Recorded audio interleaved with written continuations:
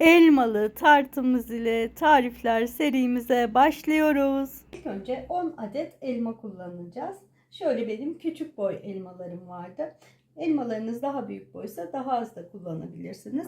İlk önce elmalarımın kabuklarını soyarak tarifimize başlıyoruz. Tüm elmalarımın bu şekilde kabuklarını soyuyorum şimdi.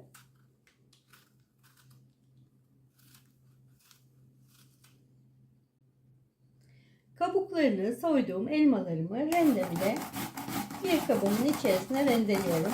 Bütün elmalarımı bu şekilde rendenin kalın tarafıyla şöyle rendeliyorum.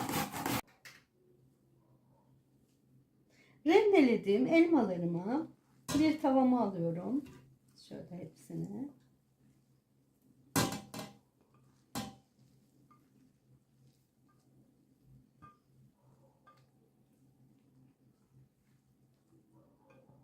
Biz oldukça büyük bir tart yapacağız.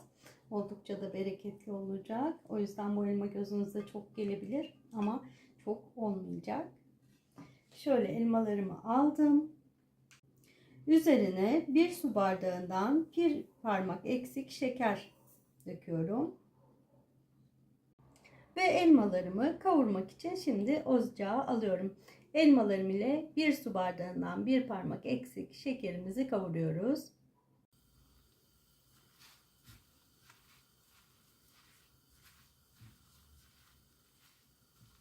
Elmalarımıza tarçın da ilave edeceğiz. Ancak tarçını en son ilave edeceğim. Elmalarım piştikten sonra, bugün bir dil sürçmesi var.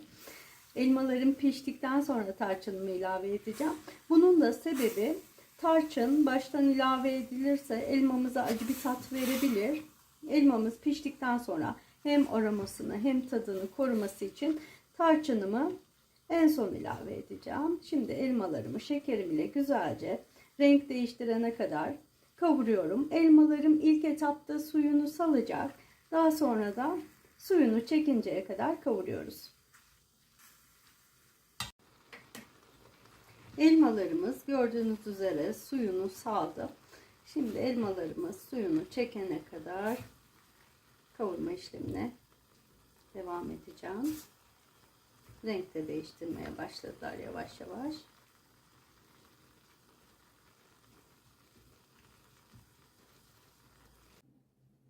Kavurduğum elmalarımı soğuması için başka bir kaba aktarıyorum.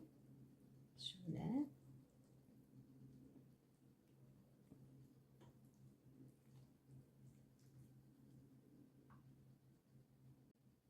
Elmamın üzerine şöyle bir tatlı kaşığı tarçın serpiyorum ve şimdi 1 su bardağı da ceviz ilave ediyorum. 1 su bardağı da içimin içerisine ceviz ilave ediyorum. İsterseniz 1 su bardağı da kuru üzüm ilave edebilirsiniz. Şöyle içimi soğuması için karıştırıp kenara alıyorum. İç malzememi şu şekilde hazırlıyorum. Dediğim gibi kuru üzüm de içime çok yakışır. Ve soğumaya bırakacağım. İyice karıştırıp. Hamurunu harcadık. Şimdi iç harcına geçiyoruz. Ben böyle yumuşak bitkisel margarinlerden kullanıyorum. 250 gram. Siz isterseniz margarin veya tereyağı oda yumuşaklığında kullanabilirsiniz. Margarinimi ekledim. Şöyle 1 su bardağından 1 parmak eksik pudra şekerim var. Pudra şekerimi de yağımın üzerine ilave ediyorum. Bir spatulam ile ikisini krema kıvamına gelinceye kadar karıştırıyorum iyice. Şöyle. Bu yumuşak margarinlerim kurabiye gibi, böyle tart hamurları gibi hamurlarda kullanabilirsiniz. Çok işe yarıyor. Hiç zaman kaybettirmiyor. Oda sıcaklığına gelmesini beklemenize gerek olmuyor. Şu şekilde iyice pudra şekerim ile margarinimi karıştırıyorum. 2 adet yumurtam var. 2 adet yumurtamı tarifime ekliyorum. 2 yemek kaşığı nişastam var. Ben buğday nişastası kullandım. 2 yemek kaşığı nişastamı ekliyorum. Vanilyam var. Malzemeler yine her zamanki gibi açıklamalar kısmında olacaktır. 1 çay kaşığı da hamur kabartma tozum var. Şimdi tarifimi yeniden şöyle spatulam ile tüm malzemeleri homojen karışım olacak şekilde karıştırıyorum. Daha sonra unumuzu ilave edeceğiz. Eğer tarifimi buraya kadar izlediyseniz ve bana destek olmak istiyorsanız lütfen beğen butonuna basmayı unutmayın. Bildirimleri de açın, olur mu? Şimdi şöyle hamurumu birazcık daha spatulam ile karıştırıyorum. Şimdi yavaş yavaş unu ilave edeceğim. İyice malzememi erittim. Birbirinin içerisinde kaynaştırdım. Artık unumu ilave ediyorum. 4,5 su bardağı unum var. Hepsini koymayacağım. Yine her zamanki gibi kontrollü bir şekilde ilave edeceğim. Evet, şöyle bir miktarını ayırıyorum.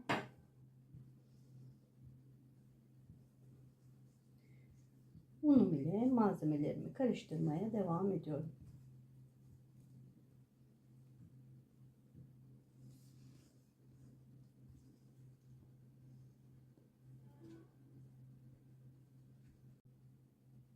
Unumun tamamını tarifime ilave ediyorum. Ve artık elimle yoğurma işlemine geçiyorum. Bu tarz yağlı hamurları çok fazla yoğurmanızı önermem. Hemen kıvam aldığında bırakmalısınız yoğurmayı. Elinizin ısısıyla hamurun iyice kendini salmasını istemeyiz çünkü. Şöyle iyice yoğuruyorum hamurumu. Çok güzel yumuş yumuş bir hamurum oldu. Hamurumuz iyice şekil almaya başladı. Artık bu tartı dilediğiniz tüm meyvelerle yapabilirsiniz. Mürdümeri gibi. Mürdümeri de bu tarta çok yakışır. Aklınıza gelen şeftali olabilir.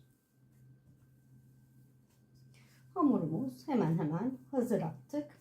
Gerçekten çok güzel kıvamlı, kıyır kıyır bir hamur elde ettik. Şöyle hamurumun kıvamını da siz değerli izleyicilerime göstermek isterim. Çok güzel bir hamur elde ettik. Şimdi bu hamurumuzun yarısından azını şöyle şu kadar üzerine ayırıyoruz.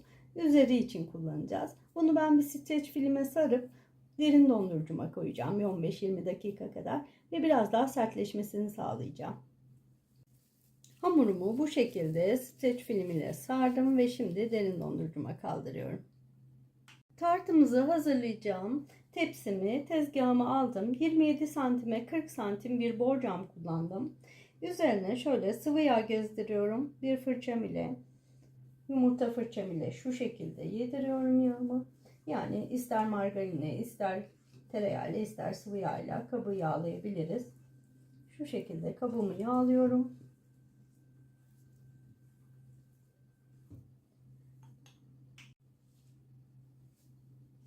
Hamurumu kabıma alıyorum ve elim ile iyice yayıyorum. Tart hamurumu şöyle tepsime elim ile bastırarak iyice yayıyorum.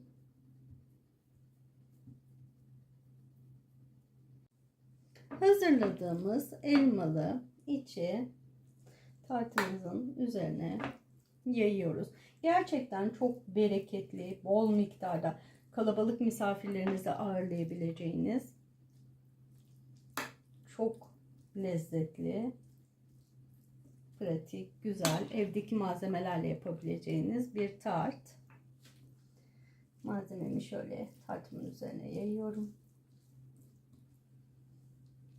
Ceviz ve üzüm inanılmaz yakışıyor tartın içerisine. Daha da tabii zenginleştirebilirsiniz iç harcınızı. Hala kanalıma da abone olmadıysanız bana destek olmak amacıyla lütfen kanalıma abone olun. Ve videomu arkadaşlarınızla paylaşabilirsiniz. Paylaş butonuna basarak. Hem onlar da bu lezzetli tarifleri denemiş olurlar. Hem de siz bana destek olursunuz. Ben de çok sevinirim. Derin dondurucuda biraz beklettiğim, sertleştirdiğim hamurumu elime alıyorum.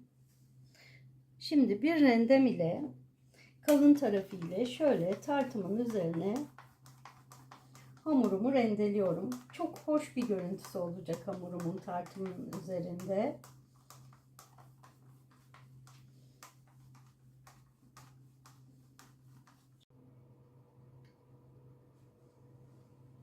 Rendelediğim hamuru şöyle tartıma elimle eşit şekilde yayıyorum, her yerine gelecek şekilde. Gördüğünüz üzere çok kolay bir şekilde rendelendi.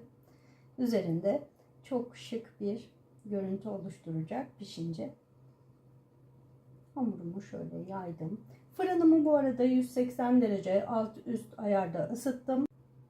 Tartımın üzerine birazcık şöyle limon kabuğu da rendeleyeceğim ben. Limon kabuğu da tartımıza çok güzel bir aroma veriyor çünkü. Şu şekilde limon kabuklarını da rendeliyorum.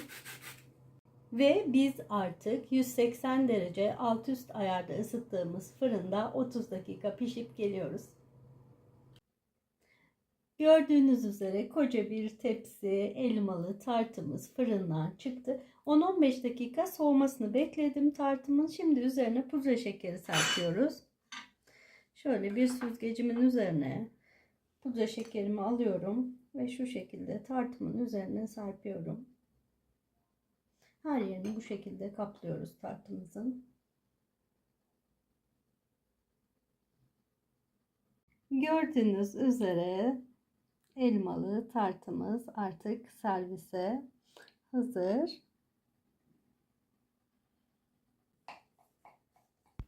Tartımı dilimleme işlemine geçiyorum. 2 santim aralıklarla tartımı eşit şekilde kesiyorum ve servise hazır hale getiriyorum.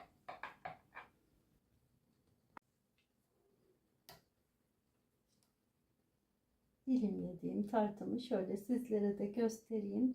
Şöyle servis tabağıma alıyorum.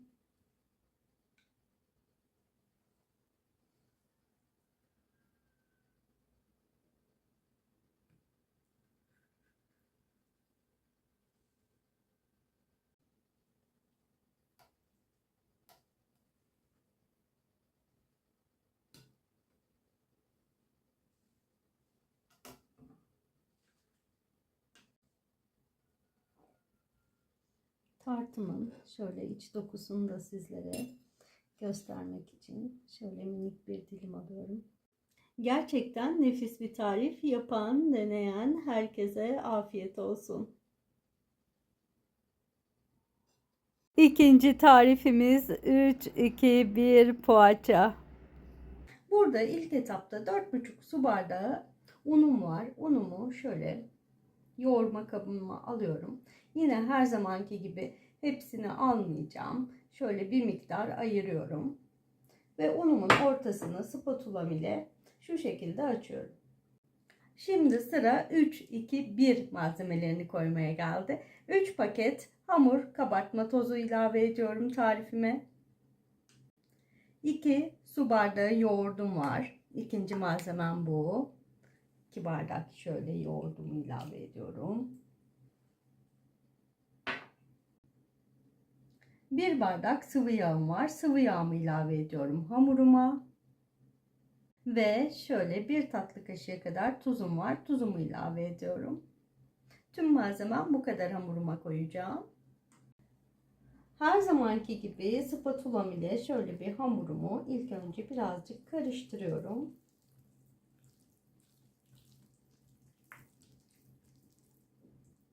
Yoğunluğuna göre un ilave ederek ve elim ile yoğurma işlemiyle devam edeceğim. Evet, hamurum birazcık daha un istiyor. Böyle kulak memesi kıvamında kıyır kıyır yine çok lezzetli bir poğaça hamuru elde edeceğiz. O kadar pratik ki mayalanmasını da beklemenize gerek yok. Hamuruma unumun geri kalanını da ilave ediyorum. Ve artık elle yoğurma işlemine geçiyoruz. Hamurumu elimle yoğuruyorum. Bu arada hala kanalıma abone olmadıysanız lütfen kanalıma abone olup beğen butonuna basmayı unutmayın, olur mu? desteğiniz benim için çok önemli.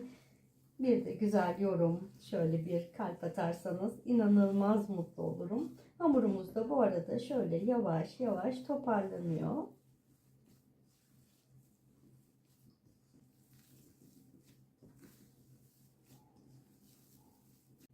Hamurumuz gördüğünüz üzere çok güzel bir şekilde toparlandı. Şöyle siz değerli izleyenlerime de kıvamını da göstermek istiyorum. Şimdi hamurumuzu yoğurduk. Şöyle son bir kez toparlayalım. Evet. Ve üzerine temiz bir mutfak havlusu sererek 30 dakika hamurumu dinlendiriyorum. Poğaçam dinlenirken ben şöyle evde kalan peynirlere biraz maydanoz ilave ederek iç harcını hazırladım poğaçamın. Şöyle bir kase kadar peynirli maydanozlu harç hazırladım. Şimdi üzerine süreceğimiz pekmez ve susamımızı hazırlayalım. Çünkü biz simit 3-2-1 poğaça yapacağız. Simit şeklinde. Tarifimin üzeri için şöyle 2 yemek kaşığı pekmez kullanacağım. Şu 1.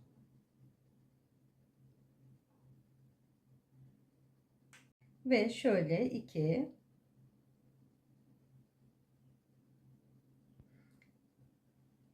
Bir miktar suyum ile şöyle ilave ede kıvamına baka baka şöyle karıştırarak pekmezimi açacağım. Poğaçalarımızı şekil verdikten sonra bu pekmezli ve susamlı karışıma bulayacağız. Şöyle birazcık kıvamı var. Birazcık daha istiyorum. Üzerinin daha kızarmasını, su istiyorum yani. Şöyle yarım su bardağı kadar su kullanmış olduk tarifimizde. Bu kıvamı gayet güzel. Size de şöyle göstereyim. Üzerinin pekmezli karışımını da hazırlamış olduk poğaçalarımızın. Bir kaseme 100 gram kadar da susam koydum. İç ve üst malzemelerini hazırladığımız poğaçanın şimdi şekil verme aşamasına geçelim. Yarım saat dinlendirdiğim hamurumu şöyle alıyorum. Üzerine açıyorum. Bir kez daha şöyle yoğuruyorum hamurumu. Artık şekil vereceğiz. Şöyle bir tutam koparıyorum. İri bir ceviz büyüklüğünde ya da mandalina büyüklüğünde diyebilirsiniz. Elimizle şu şekilde yuvarlıyorum. Yuvarladığım hamurumu şöyle matımın üzerine alarak şu şekilde yuvarlak şekil veriyorum. Ortasına iç harcımı koyuyorum. Şöyle. Ve ortada toplayarak şu şekilde tekrar yuvarlıyorum. Tüm poğaçalarıma şimdi bu işlemi uygulayacağım. Bir tane daha yapalım birlikte. Yeni başlayanlar için mutfağa. Elimizde hamurumuzu biraz az geldi mesela gözüme. Birazcık daha ilave ediyorum şöyle. Yuvarlıyorum.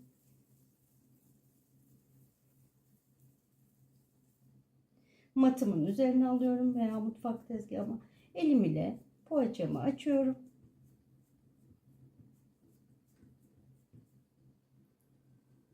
Herkesin yapabileceği kolaylıkta çok lezzetli bir poğaça tarifi.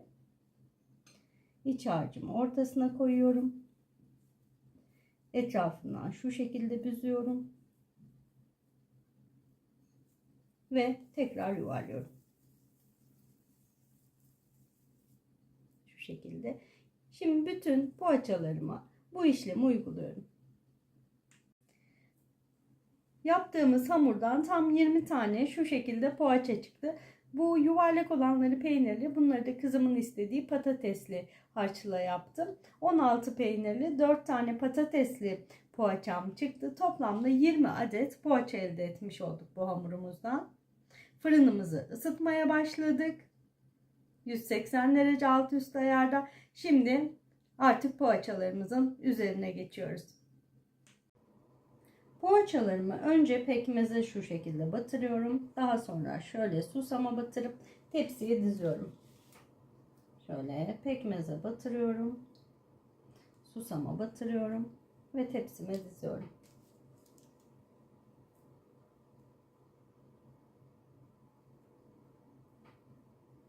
İsterseniz burada galeton da kullanabilirsiniz.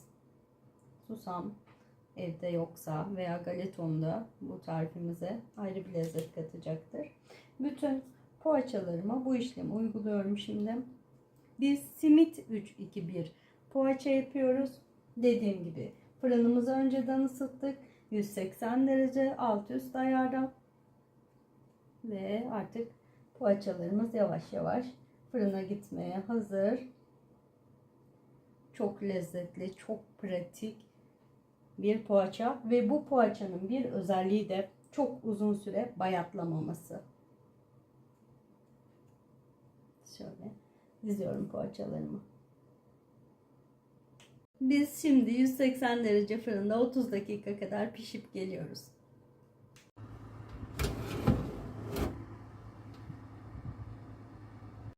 Poğaçalarımız misler gibi piştiler, fırından çıktılar. Şimdi biraz oda sıcaklığına gelmelerini bekledim. Artık servis tabağına alıyorum.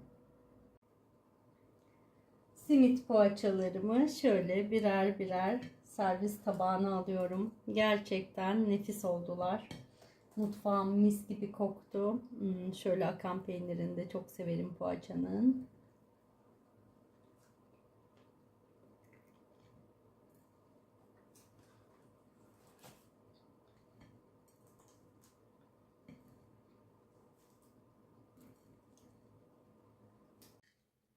Bütün poğaçalarımı servis tabağıma aldım. Şimdi bir tanesinin size şöyle iç dokusunu göstermek istiyorum. Şu yumuşaklığa, şu dokuya bir bakar mısınız?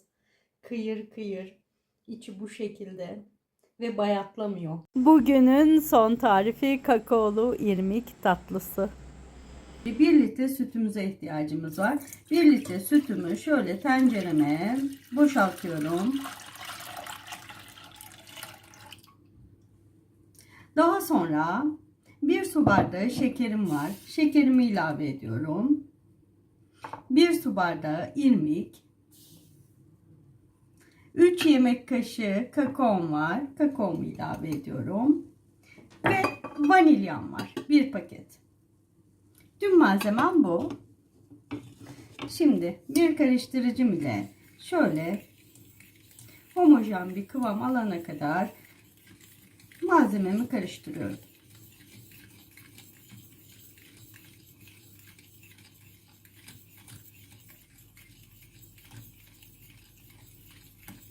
Bu kadar yeterli. Şimdi ocağımın altını açıyorum ve muhallebi gibi tatlımı pişiriyorum.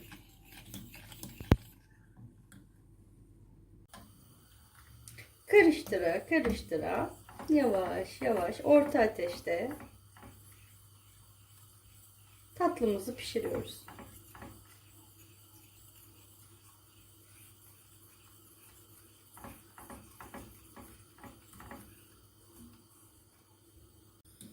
Tatlımız yavaş yavaş kıvam almaya başladı. Artık tatlımız fokurdamaya başladı. Yavaş yavaş kıvamını alıyor. Birazcık daha katılaşmasını istiyorum. Tatlımız şu şekilde tam kıvamında pişti. Ben böyle bir kalıba tatlımı boşaltacağım. Kalıbımı şöyle bir sudan geçirdim. Tatlım soğuyunca kolayca ters çevirebilmek için iyice karıştırdım. Ve şimdi tatlımı kalıbıma boşaltıyorum. Eğer kalıbınıza fazla gelirse birazını da kaselere ayırabilirsiniz. Kaselere ters çevirebilirsiniz. Ya da direkt yiyebilirsiniz. Sanırım bu kalıba tam gelecek. Ben şimdi sıyırayım biraz tatlı. Tatlımı kalıbıma boşalttım. Benim kalıbıma tam geldi. Biraz oda sıcaklığına gelsin tatlım. Ondan sonra buzdolabında soğumaya gideceğiz. İyice donunca da kalıbından ters çevirip süsleme işlemine geçeceğiz. Tatlımız dolapta soğudu. Ben şöyle bir servis tabağına ters çevirdim. Ve kalıbını çıkartıyorum. Haydi şimdi üzerine süsleyelim. Tatlımın üzerine şöyle evde benim birazcık Antep fıstığım vardı. Ondan serpiyorum. İstediğiniz fındık, fıstık, ceviz, Hindistan cevizi her türlü malzeme ile süsleyebilirsiniz.